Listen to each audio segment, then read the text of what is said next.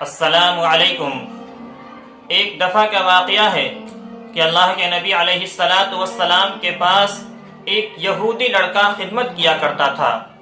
ایک مرتبہ وہ بیمار ہو گیا۔ اللہ کے نبی علیہ السلام اس کی عیادت کے لیے اس کے گھر تشریف لے گئے۔ اللہ کے نبی علیہ السلام جب پہنچے تو اس کے سرہانے تشریف فرما ہوئے اور پھر اس کا ہاتھ پکڑ کر اللہ کے نبی نے فرمایا، بیٹا اسلام قبول کر لو، کامیاب ہو جاؤ گے۔ اس لڑکے نے اپنے باپ کی طرف دیکھا، اس باپ نے اپنے بیٹے کی طرف دیکھا اور کہا، بیٹا ایمان قبول کر لو، محمد صلی اللہ علیہ وسلم کی بات مان لو۔ چنانچہ اس نے کلمہ پڑھ لیا۔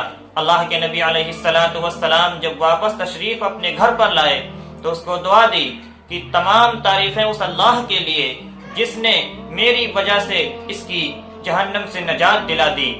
اللہ کے نبی علیہ السلام نے یہ دعا دی اور اسی کے ذیل میں فقہاء کرام لکھتے ہیں کہ اگر کوئی غیر مسلم ہمارا دوست ہے یا ہمارا پڑوسی ہے یا اسی طریقے سے ہمارا کسی چیز میں شریک ہے، یعنی کاروبار میں شریک ہے یا دکان کا شریک ہے، اور پھر وہ بیمار ہو جائے تو پڑوسی ہونے کی حیثیت سے یا کاروبار میں شریک ہونے کی حیثیت سے یا اپنے تعلق ہونے کی حیثیت سے اس کی عیادت کرنا بھی مسنون ہے، کیونکہ اللہ کے نبی علیہ السلام نے غیروں کی بھی عیادت فرمائی ہے اور اس سے اسلام کا ایک اچھا پیغام جاتا ہے۔ اخوت و بھائی چارگی، ہمدردی، محبت، میل ملاپ، ایک دوسرے کے ساتھ ہمدردی رکھنا، ان سب تمام چیزوں کا ایک پیغام جاتا ہے جو غیر مذاہب والے اس سے ایک اچھا اثر لیں گے۔